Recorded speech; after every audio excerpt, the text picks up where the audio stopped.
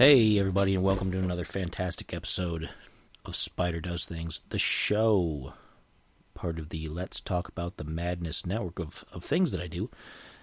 The LTATM community is what it is, and you're a part of it, and so am I. And, I gotta say, I'm in a bit of a mood. It just developed over the last hour or so, hour and a half. I was doing my nightly game stream for Twitch, which then goes to YouTube. And I don't know, I was just getting frustrated with things. It wasn't particularly difficult. Just things weren't going the way that I wanted them to, and I've settled into kind of a grouchy mood. So I'm going to try not to be too cynical. I know people out there hear that like, you're not going to be too cynical? Are you serious? This is you we're talking about, Spider. You kind of get like that. I'm going to try. I'm going to try to be upbeat. It was a warmer day today here in Ohio. It's supposed to rain overnight and then get snow again later this week. It is March. And we still tend to get snow in March, almost into April, honestly. But it was warmer today. I was out and about. I went to the store, had some snacks, got myself some 100 proof now. So I really shouldn't be in a bad mood, but for some reason I've just slipped into one. So I don't know. It happens. I don't want anybody to think that there's like a mental health emergency or anything going on. I don't get hyper depressed. I used to when I was younger, and even more angsty than I am now, if you can believe that. I've gotten better. I've gotten much better than my angsty 20s, and even into some of my angsty 30s. I'm no longer in my 30s anymore. I've been well into my 40s for a few years.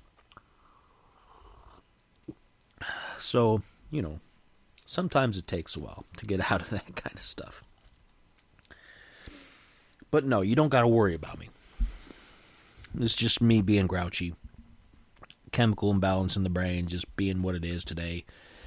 And I'm sure I'll be right as rain, like the overnight rain tomorrow. But how are you doing? What are you doing tonight? If you haven't done so, you can always subscribe to all my various channels and things. If you go to YouTube, you subscribe to Spider Does Things. YouTube is the central hub for everything that I do. Everything that I do on Twitch with my game streams gets sent to YouTube. And these podcasts all end up on YouTube. They're usually a little bit behind, just to make sure that you get a chance to listen to them on the old Spotify and whatever. And I've had some people ask me, because there are other podcast platforms that have cropped up. One of them is Audio Boom. And I looked into it, and you have to pay to use it. Now me,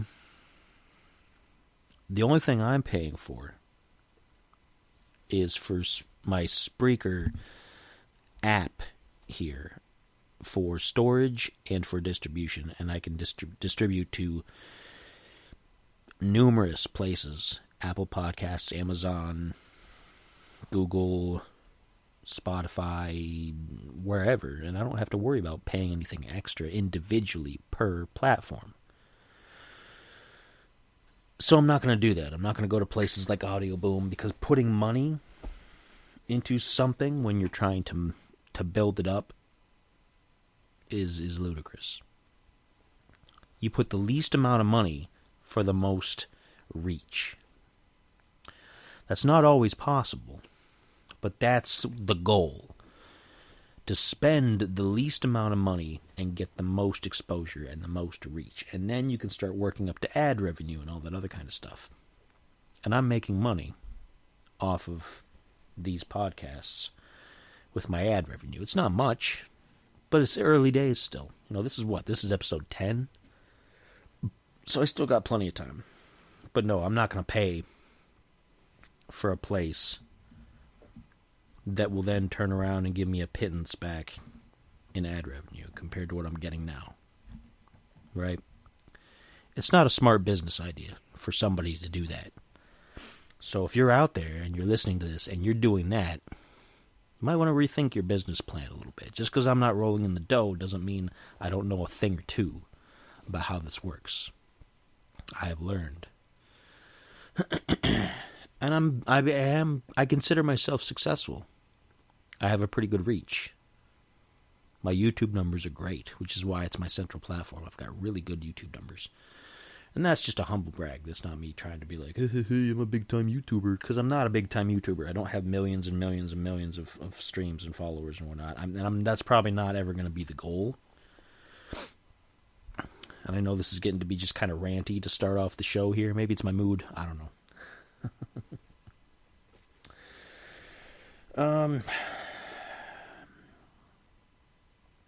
Did I mention that someone was trying to sue me to stop using the LTATM call sign letters? I feel like I mentioned that in the last episode. They haven't actually gone through the whole process. They've just threatened. And not to my face either. They've threatened on their own product, such as it is. An update for you is that pretty sure they're not going to do that at this point. After a few pointed social media posts back and forth, I've basically shown them the error of their ways, I believe. Because there's been some moves on that side that have been subtle but telling. Because I pay attention. I pay attention to a lot of things, especially if they're in regards to anything involving me or potentially involving me that I didn't initiate. I pay attention. And I'm ready. I'm always ready. I've got backups for backups and contingencies for contingencies and plans upon plans. And it's been effective, I've noticed. What I've been doing to combat someone trying to bully me out of the business, what I've been doing has been effective, and they've had to pull back in multiple places and do retractions and change up their strategy. And it's nice to see. Winning feels good. So, anybody who might have been worried that any of my content might disappear because of any sort of legal issue, there are no legal issues with any of my content. Everything is fine. Everything is great. Ding. There's a reference for you for other people who listen to other podcasts. But let's move on from there. Let's talk some gaming. Some gaming news. I've got a couple of big gaming items to talk about. And I've been talking about at least one of these multiple times because it's a fascinating it's a fascinating series of events, I guess you could say. Dragon Age the Veilguard. And I know it's popular right now for YouTube people to slam on it and to tell everybody that it's horrible and this and that and it's a big failure. And I don't really get into that kind of stuff. I'm not reporting on it every single week. I'm not looking at it as, oh, this is the death of the video game industry. Oh, I don't get into all that kind of thing. I look at it as a game that's troubled, from a studio that's troubled for various reasons. And the trouble continues. Because while right now you can get the game on the Xbox consoles, the Microsoft Xbox consoles, for 50% off, which is a heck of a sale for a game that's really new. On PlayStation, if you're a member of their PlayStation Plus program, they have PlayStation Plus, and Xbox has Xbox Game Pass, which lets you basically play certain games, for free while you have the service, right? And then you get a discount if you ever want to buy them to keep, and if they're going to be taken off the service anytime in the near future. Because that happens. It comes and goes. But on PlayStation Plus for Sony, the game is now free. Now, if you stop paying for PlayStation Plus, you won't have access to the game anymore. But the fact remains that it's free already. And it hasn't been out for very long. It came out this year. Pretty sure. Maybe the end of last year. I don't remember. But it hasn't been 6 months, I think. And to have a game go to 50% off and free in different markets, that's a pretty big deal for a modern AAA game. I mean, you're going to get sales. Like holiday sales would generally be like 25-30%, which is still a pretty big deal, but it's typical. But 50% off in March.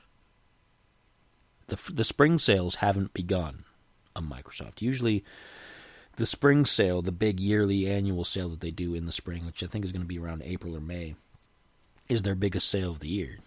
And that's still a ways off. And it's 50% off now. And on PlayStation, it's free.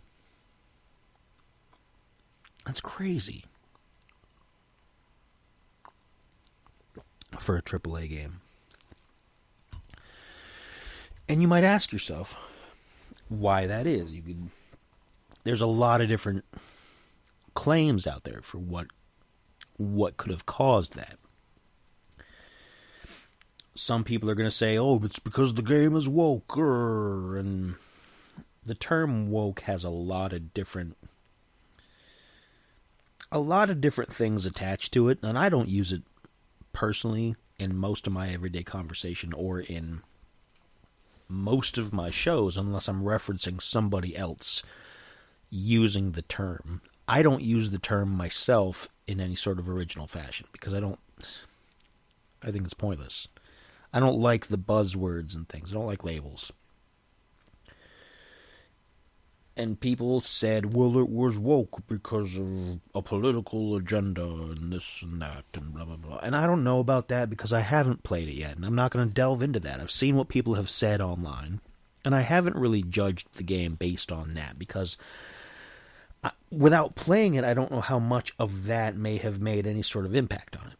I know there is a side quest for one of your companions dealing with their non-binary journey, which kind of puts me off, not because of what it is. If you're playing a game where you're a kid in school, not in school, not like elementary school, but let's say you're in high school or you're in college, and there's a storyline involving somebody trying to come out as non-binary. You know what? That makes sense. That's a modern idea for a modern game, right? Whether it applies to me is kind of besides the point. If I don't feel like playing, I won't play that mission, right? But in that setting, it makes sense. In Dragon Age, as a fantasy role-playing setting, it just doesn't make sense to me why that would be a necessary part of the game. And maybe by saying that, I'm obviously not the correct audience for it. And that's fine. I'm not going to be mad about it. I'm not going to be upset about it. I'm not going to say, they should have left that out. It obviously doesn't apply to me, right? So it doesn't really matter. So I'm not going to be mad or throw a fit. I just don't think it fits in with the way the franchise has been. Now, the franchise has been open as far as different sexuality and things is concerned. You've been able to have relationships with people of both genders and things of that nature, regardless of who you were. So you could have like straight or not straight relationships with people, and that's fine. I've played all of the other games, and that hasn't bothered me. It hasn't been a problem. If one of my companions starts hitting on me and it's somebody that I'm just like, no, I don't really swing that way, I just tell them. And there's dialogue in the game that goes through that. They're like, oh, okay, well, that's fine, you know.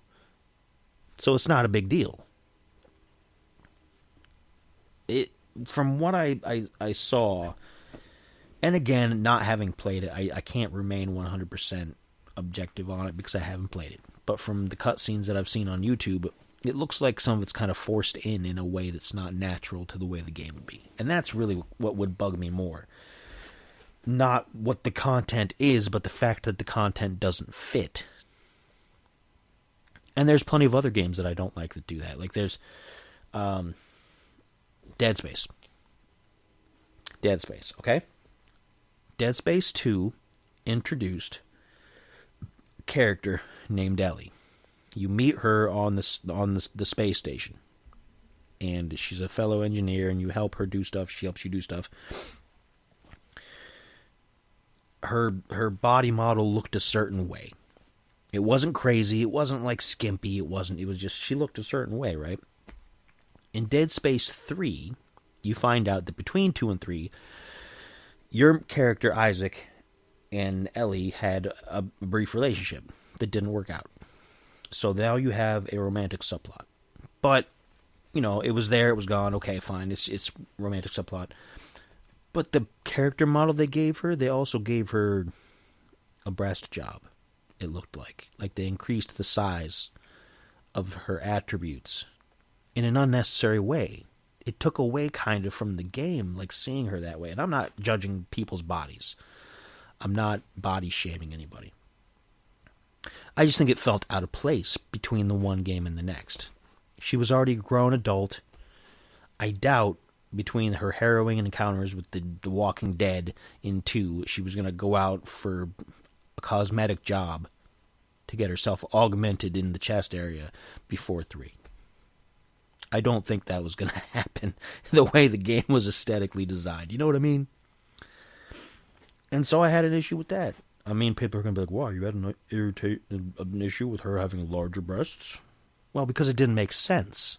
Not because it happened, but because it didn't make sense. I like for things to make sense. For there to be a reason for things. It's like when you're in a game and there's an unnecessary romantic subplot. When you're just going along, playing a game about hacking up goblins or whatever. And then there's a side romance that doesn't need to be part of the story. You know, it's just like in movies. I don't care about unnecessary subplots like that in movies or in books or whatever. Maybe I'm just a very boring, uncultured individual as far as that goes. But if it's a romantic game, okay, fine. If it's a romantic movie, okay, fine. But if it doesn't fit, it doesn't need to be there. Shoehorned in. And that's where some things happened with all this quote-unquote woke stuff in Dragon Age the Veilguard. I think some of it that people are complaining about was put in there in a way that didn't feel natural. And I know there's people out there who are going to be like, well, that stuff isn't natural to begin with, da, da, da. And I'm not here to debate anything like that. That's between you and whoever. I don't have experience in there because I'm the way I am. So I don't have any room to judge anything like that, okay? But, you know, so I think that was part of the problem. It turned people off. And then, of course, you had people who went overboard with it, and they went really over, like, well, because this has stuff that I don't like, I'm going to scream really loud about it. And that turned other people off because it turned into a snowball. And it just ran out of control. And the other thing was, it's the aesthetic, the visual aesthetic of the game doesn't match the previous games as much. The previous games all looked really drab and serious and kind of like there was a lot of dark, grim things going on, right? And the third one looked too pretty. There was too much brightness, too many colorful things happening. The game world looked less grim, which, you know, if the game world had improved in a way where it wasn't on the edge of disaster every 5 seconds, I could see that.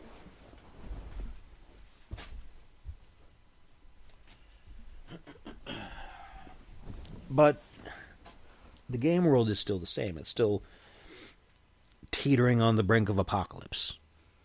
Okay. But all of a sudden it's colorful, it's bright, it's merry, it looks, I don't know. From the images and the gameplay that I saw. Now, if the game does get free on Xbox, I'll probably play it. Because I've played all the other games in that series. But I'll probably play it. And I'll see firsthand if I'm justified in any of these things. Because I'm willing to be proven wrong. I am willing to be proven wrong. Unlike some people, I am willing to be proven wrong. So if that happens, then we'll revisit the topic and we'll find out. Moving on to another game that apparently is under that quote-unquote woke umbrella again, that I know less about that part because I haven't even looked briefly into most of it.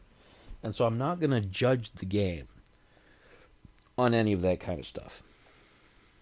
I'm kind of judging Dragon Age the Veilguard a little bit because I've played the other games in the series and I've seen things about it that don't quite sit well, but I'm willing to eventually give it a chance.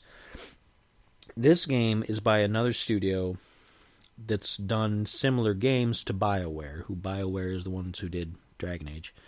This is a studio called Obsidian, who I've played other games of theirs before. They frequently do sequels of people's games, and they've done many sequels for BioWare. They have a game out called Avowed, and I'm going to take a look here in the Xbox store because I have my Xbox on right now. I'm going to see where Avowed is sitting at price-wise. It's on Game Pass, and so I could play that if I had room on my hard drive, and I probably will at some point. Right now it is sitting at full price, $69.99 for the standard edition, $89.99 for the premium. And it has a rating of 3 and a little over a half stars. Now, a lot of people in the reviews say that the story is slow-paced and kind of boring, but that the game looks really good. It says this. Here's one review from somebody that I'm not going to give anybody credit for because I'm not interested in helping anybody else's career here. But this person in the reviews says, the lore is rich and deep, but the story and characters are bland and boring, and the NPCs are stagnant and lifeless. Combat is fun and snappy, but enemy scaling can make fights drag on.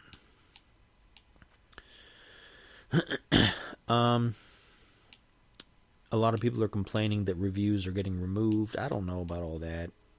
I think people say things they shouldn't in their reviews, so they use bad language, and their reviews get reported and removed because they don't know how to behave. And here's somebody complaining about free speech, which is kind of pointless for an online game review. If you want to complain about it, then fine, but there's no reason to make like a big deal about it.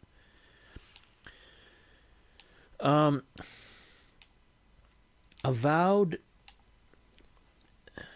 there's been mainstream media that has said that Avowed is successful, that it's great, that it's doing very well. And there's a bunch of reviews from players that say it's got problems, that it's got, what I mentioned, it's bland and lifeless. What struck me recently is that they're getting reviews, professional reviews, from strange places. And those places are suspect to me.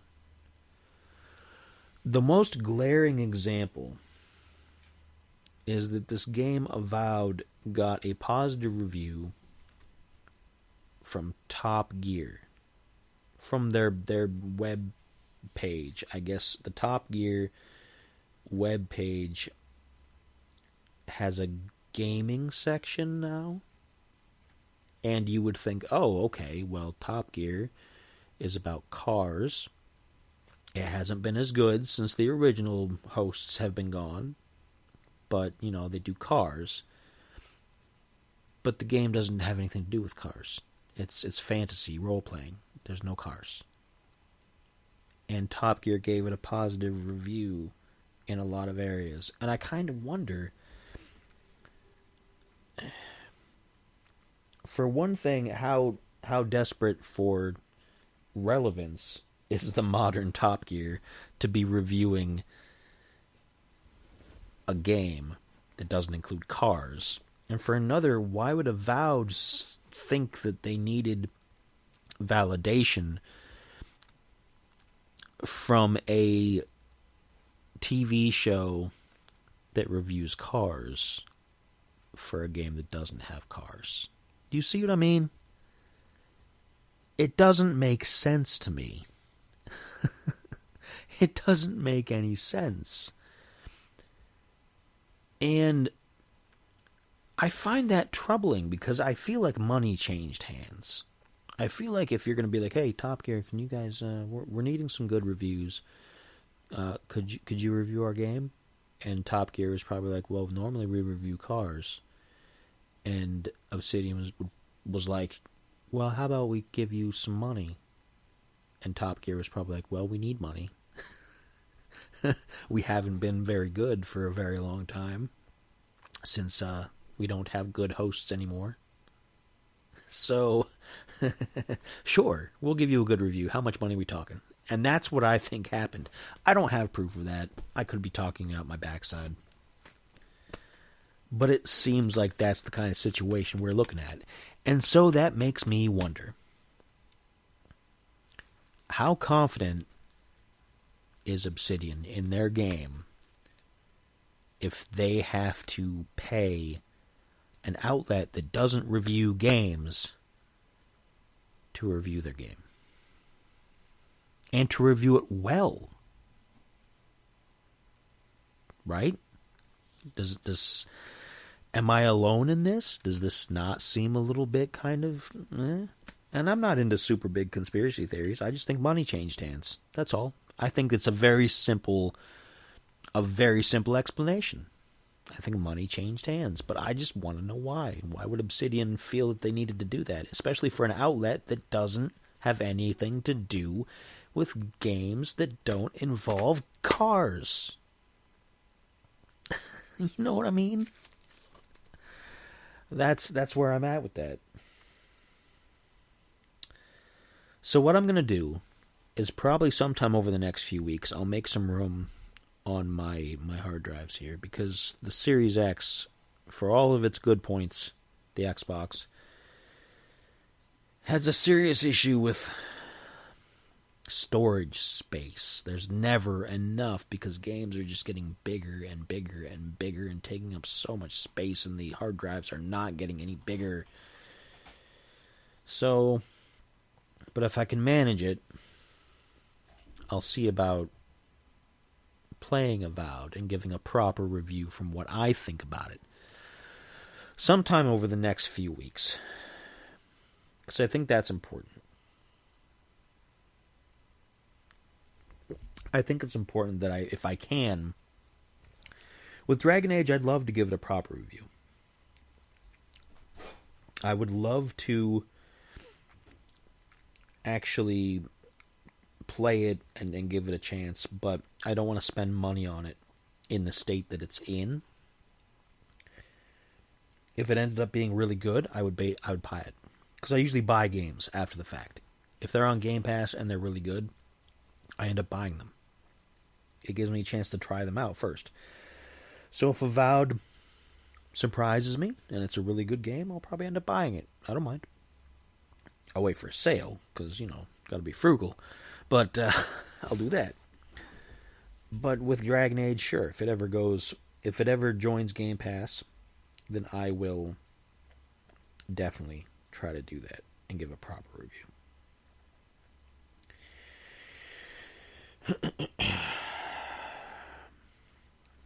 What's next? Okay, here's a big one. We do wrestling reviews on the show every so often when there's a big event. And we had the Elimination Chamber from WWE in, what was it, the end of February?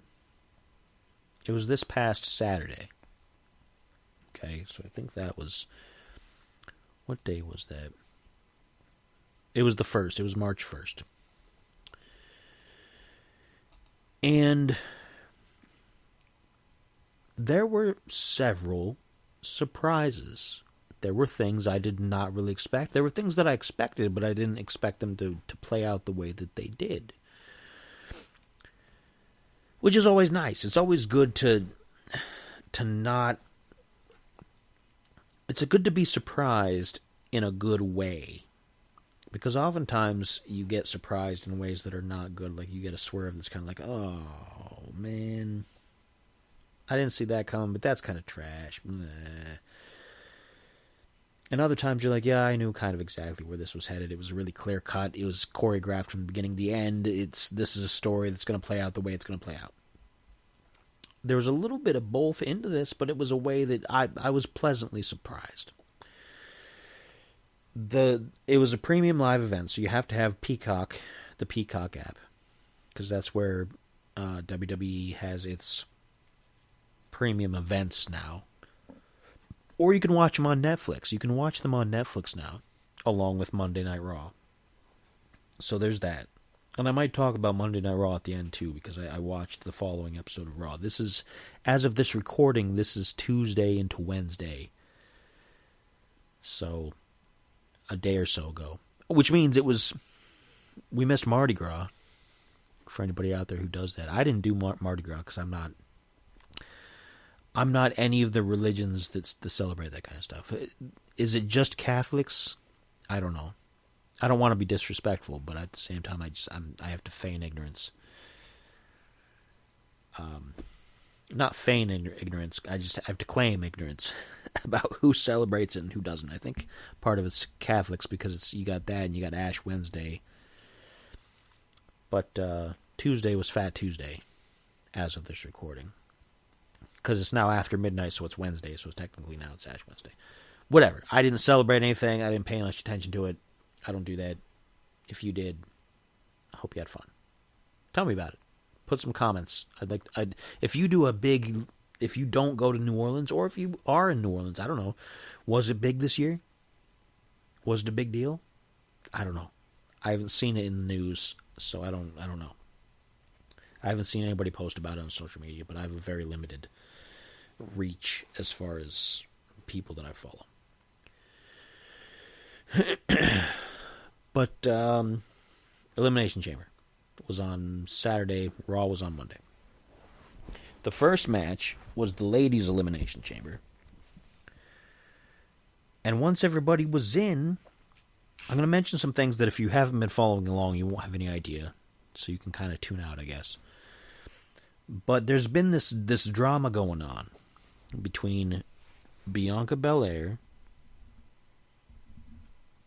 her current tag team partner Naomi, and versus. There's drama with them versus Liv Morgan and Raquel Rodriguez, who were in the group called the Judgment Day, right?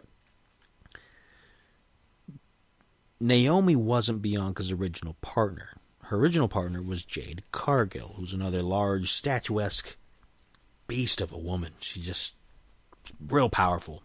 I don't mean beast in like a negative way. I mean she's real powerful. She's just tough, right?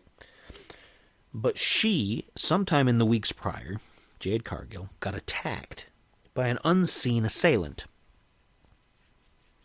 And when that happens, usually it means somebody needs to go out and take care of a medical issue, legitimately, or they need to do some extra training, or there's an extra story thing that they're working on, so that you need to have them out of the picture when people get attacked backstage. It's an easy way to suspend disbelief by saying, oh yeah, this person's been attacked, they're hurt, they gotta go rest up for a while, right? But they really have other things outside of wrestling that they're dealing with, most of the time.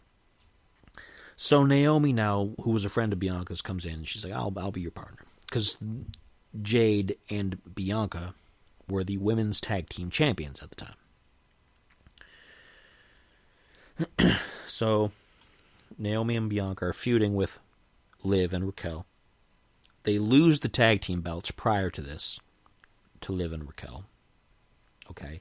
So Liv and Raquel are the new tag team ladies champions. So there's a beef there.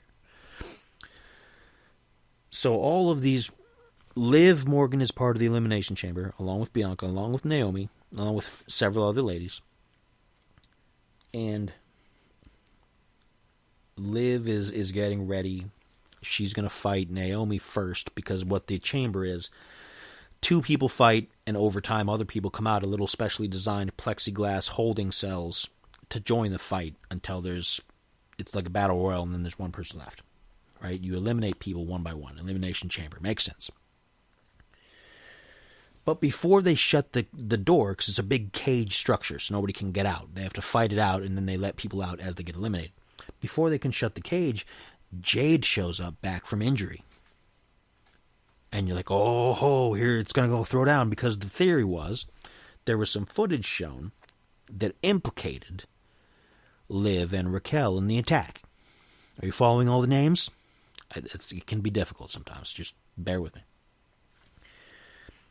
So you think, oh, she's coming out. She's going to fight Liv. She's going to get her raw. And she comes out, and she's mad. She's pumped. And she attacks Naomi, the current partner of her tag team partner. And she beats the snot out of her. To the point where, after she leaves, they check on Naomi and they say, oh, she's unable to compete. She's been beaten too badly. Which, it's wrestling. She hasn't actually been hurt. But it's, So that was a surprise. That was a good surprise. It was a good twist in that story that, oh no, the person who's supposed to be the friend on the same side as the person who got attacked is responsible for the attack. As far as we know. No other words were said, so we don't know for sure. That's going to come out on another day. But it makes you interested in the story. So they do the Elimination Chamber match. I'm not going to go move for move. I'm not going to do the play-by-play. But Bianca, one of the feuding ladies, wins the chamber match. So she now has an opportunity for a title match for the women's championship at WrestleMania, which is in April. That's the end of the, you could say, the end of the fiscal year for WWE. It's where they wrap up everything. They start a new year after that of storylines. So she won that. After that, there was... I'm trying to think what the next match was. I think there was a ladies' tag team match. It was the worst match of the night, if it was the next one. It was Nia Jax and Candice LeRae versus Tiffany Stratton and Trish Stratus, who it's in Toronto, Canada, this event was, so that's where Trish is from, and she's a legend. She's in the Hall of Fame for WWE. And they won. But it was a bad match. Everybody in that match was sloppy. It was terrible. Easily the worst match of the night. Everybody was telegraphing their moves way ahead. It looked the fakest and the worst. And I know people are going to say, well, wrestling is fake. It's choreographed to a point, and it's scripted to a point. It's not fake because they can do things that I can't do, and that you probably can't do. I'd like to see you climb up on those ropes and do a moonsault. If you have to ask me what's a moonsault, then you can't do it. Okay?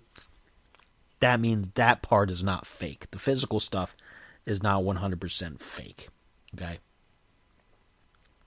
But yeah, they do know who's going to win ahead of time. They do have it set up. I get that. I'm not a total rube as far as that goes. I get it. But this match looked obviously like they didn't practice it enough. Like they weren't natural. Like it looked like a bad wrestling match. Which is the worst kind of wrestling match. The kind that looks like a bad wrestling match. After that, I think it was I think, because there weren't a lot of matches, but I'm trying to make sure I don't miss any. After that, I think it was the quote-unquote unsanctioned Sami Zayn versus Kevin Owens, which was a no disqualification, no rules, anything goes, basically a street fight. And it's funny that they called it unsanctioned, even though they allowed it to be in their ring. They televised it. They let people watch. They had a ref just to make sure there was a finish. And they used chairs and ladders and hockey sticks and everything. And Kevin Owens won. And he was going to continue beating up Sami Zayn on the concrete floor outside of the ring by pulling up the protective padding. And then Randy Orton came back. I know I'm throwing names at you rapid fire, but Randy Orton, who was put on injury by Kevin Owens as part of this long-running feud story between all of them. So now he's back and he's mad. So he stops Kevin Owens from finishing off his buddy. And then he's going to give him a devastating move, and then the refs come in and they separate because he's not part of the match. So he's not part of the unsanctioned thing. He wasn't allowed to be in there. So they separate everybody, and that's setting up a future thing between him and Kevin Owens. And it gives Sami Zayn some time to be out because he's out indefinitely due to his injuries, they said on Monday Night Raw, which means, he just needed some time off, basically. Occasionally people do get legitimately injured and they have to be out for things, and that's fine. But a lot of times when they say that, you got to think, okay, well, he probably just needed time with his family or to do something. I feel like I'm missing a match somewhere in there after that. But I don't know what it is. And I don't particularly care. Whatever it was not memorable, apparently. So I'm going to skip it, whatever it was, and go to the men's Elimination Chamber match, which is, same setup as the women's. It's got the pods, it's got everybody's locked in. And you had all the big names. You got CM Punk, you got Seth Rollins, you got Drew McIntyre, you got Damian Priest, you got Logan Paul, who's kind of a trash individual, both in reality and in wrestling. Don't really have any respect for him. And you've got John Cena. And there was a lot of back and forth because all these guys all have story stuff going on between them. They've all got a reason to be mad at each other, for the most part. So every time one does something to the other, you're like, oh yeah, he's getting some comeuppance. Oh no, he's coming to get him, Long story short, John Cena wins the match. Not entirely by himself. Somebody basically helped him. But he wins. So he's going to face the current WWE champion, Cody Rhodes, at WrestleMania. Because he's on this retirement tour. He wants to win his 17th career championship to set the new record for career wins over Ric Flair, who has 16 in the business, in the industry. So after he wins, they lift the cage up, all the extra guys get out, and Cody Rhodes comes out to congratulate him. He's like, yeah, it's great, we're going to see each other at WrestleMania, because they're both, at this point, they're both good guys, right? They're both good to the people. John Cena has been a career good person, as far as wrestling goes. But then, of course, The Rock comes out, because The Rock has been needling Cody over the last few weeks because he's the corporate guy now, which is always the bad guy, because in the past you had Triple H and Vince McMahon being the corporate people, and the corporation was always bad. You always wanted to fight back against the man, right? So The Rock is on the board of directors for the company that runs WWE now. That's a true fact. That's not in storyline. That's actually just something that happens. But he uses that in the story. I know, it gets confusing. And he's been telling Cody, he says, no, I want you to work for me now. I want you to be the champion for me. I don't know why that cat's in there crying, but I'm talking about The Rock, dude. Okay? Anyway, so he's the big bad corporate guy, and he wants Cody to sell out, basically. And he's been bothering him the last couple weeks, telling him, I want you after Elimination Chamber to come up and tell me you're going to work for me now. So he comes out after the chamber match is over, after Cody's out, and he's like, I want your answer. You got to tell me. And Cody straight up tells him, no, you can go yourself. And gets a huge reaction on Netflix. They didn't bleep it out, so here I am watching wrestling with my 11-year-old daughter, and then Cody Rhodes, the big good guy, goes, go ahead and yourself. So I'd be like, oh, well, Cody used some bad language there. Oh, when she gets older, I hope she doesn't have as bad a mouth as me. I hope not. Oh, goodness. Anyway. So then John Cena's like, yeah, you tell him. And he goes in to give him a hug and to shake his hand. But then John Cena's facial expression changes and gets real serious real quick. And he looks at The Rock. And The Rock does this throat-cutting motion. And I saw this kind of coming. I had a feeling that they were going to make Cena be a bad guy. Because why would you have two good guys fight at WrestleMania for the title and force the fans to choose a side? You never want to split the fan base. You always want to have an overwhelming one or the other to get people invested. If you split the fan base, you're going to disappoint somebody. So instead, they disappointed people now by making the career good guy, John Cena, turn bad. Cody doesn't see the stuff with The Rock doing the throat-cutting motion or the look on Cena's face. Cena leans back after the hug and kicks him. Kicks him right in the sensitives. Right in the sensitives. That's how I'm going to say it. And then he and The Rock, and for some reason, rapper Travis Scott, who's out there hanging out with The Rock, for whatever reason, they all collectively beat Cody to the ground. Because John Cena now is The Rock's dude. John Cena is The Rock's corporate sellout guy. And that's how they ended that. And it's interesting. It's an interesting way to do it. Because like I said, you don't want to have a huge match of the year be between two good guys. You divide the fan base. You divide the money. So now they made... And it's the ultimate turn because Cena he did the Make-A-Wish program with the kids and he was a hero for all these people and all this stuff. And now he's turned into a straight-up just jerk face, to put it mildly. In storyline. He's probably a decent guy in person. I don't know.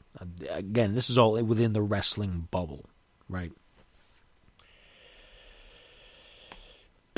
So, that's what's upcoming. So it was overall a decent event. Other than the one match with the ladies after their Elimination Chamber. The second ladies match was really rough. But the rest of the event was pretty good. I liked it. It was... No, was it? Or was that on Monday? That was on Monday. There was a ladies' championship match for an intercontinental, a more minor championship, on Monday, and I thought it was on Elimination Chamber, but it wasn't. I got my days mixed up. So that was the latest WWE event. And I was satisfied with it. For the most part, it was decent. I'm looking forward to what they do from between now and WrestleMania. I'm not super invested in a lot of it, but I am interested in where they go.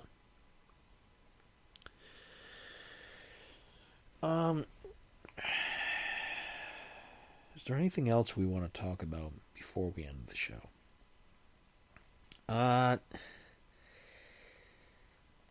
There's been some interesting stuff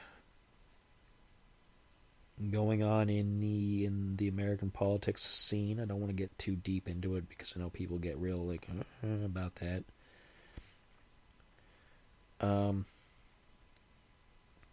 Apparently, there was a meeting between Trump and the guy from the Ukraine, and that ended badly. I'm not going to get into the specifics of that. There's a lot of different opinions about that. A lot of different sides. Some people say there aren't any sides. There's just people who are jerks, and there are people who are on the right side of history. And I don't necessarily believe all that. I believe there's multiple dimensions to all of that.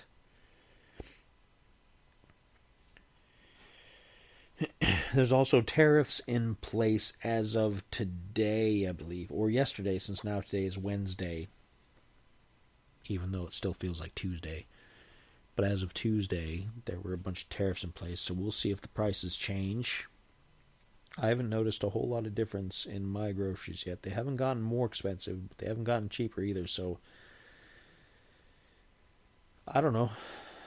The only thing I really buy right now is groceries and things from like eBay and stuff where the prices, you can't really count on the same prices as that are affected by inflation, because eBay is set by demand of individual things rather than the global market. So I don't have much to talk about price-wise outside of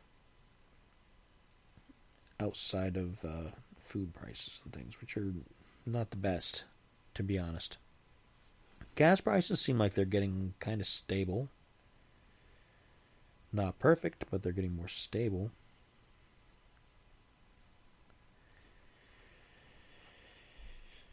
What else? I'm not going to talk about the whole Gene Hackman thing because that's still in the early stages. If you haven't heard, he did pass away, him and his wife, and one of his dogs. There's a lot of uncertainty around that, and I don't want to speculate about it. I liked Gene Hackman in the few movies that I've seen him in. But I don't, wasn't one of my favorite people, but I'm not going to say anything negative about him. I'm not using that as a way to be like, oh, whatever, who cares that he's gone? I'm not saying that. I don't have like any sort of hero complex as far as that goes. So I don't know how closely I'm going to follow that story. It is an interesting story, but I don't want to follow I don't follow celebrity deaths in a way that some people do, because it's kind of creepy. Right? I don't get into that. And I don't want to play it off for clicks or for jokes or whatnot. So I probably won't bring it up too often over the next several shows unless something real big and explosive happens. But I don't know. Beyond that, there's not a whole lot else going on. I talked about my main 3 topics. If you missed last week's, or not last week, I'm so used to doing things weekly now. If you missed my last episode, I talked about AI. I talked about some AI VR, some apps that I've been playing around with to see how they react. And so that's a good one. And that's about all. I've run out of stuff to say, so this. If I keep on going, I'm just going to ramble out and repeat myself about nothing. So, keep an ear open for the next episode. I don't know when it'll be. I'm not on an exact schedule, because I don't feel like I really need to be. I am kind of doing a record on Tuesday, upload Wednesday morning kind of thing, for reasons that amuse me. And I might stick to that kind of thing, but it won't be weekly. I don't do weekly episodes anymore for this, because this is more of I take a variety of topics that I look at over a course of a few weeks at minimum, and talk about them. So I have a large chunk of things to talk about. So I don't know when the next episode will be, but you just have to stay tuned to my various media and keep watching Spotify. That's where the brand new episodes will be. Wednesday mornings at 8 o'clock a.m. is when they upload, for reasons known to me and known to some others, because it's fair play. And that's how we do things. They'll show up on YouTube eventually. I think I have episode 8 up on YouTube now, as of this recording. But check back there for new stuff, as well as all of my game streams, my food reviews. I have a food review that I did, actually, that I haven't uploaded yet. I went to Rally's again. Unfortunately, this particular occasion was not as great as the last time I went there, which I should have known because I've never had great luck with Rally's. It's a fast food chain. And the last time I went there was pretty decent. I didn't go in, I just got something in the drive-thru, and I liked what I got. I was pleased with it. This time left me with some questions. Some questions that need answered. So keep an eye out for that. I'll probably put that up sometime soon. And apart from that, I'm done. So, without more just plundering along, talking about whatever, have a good night. I'll see you soon.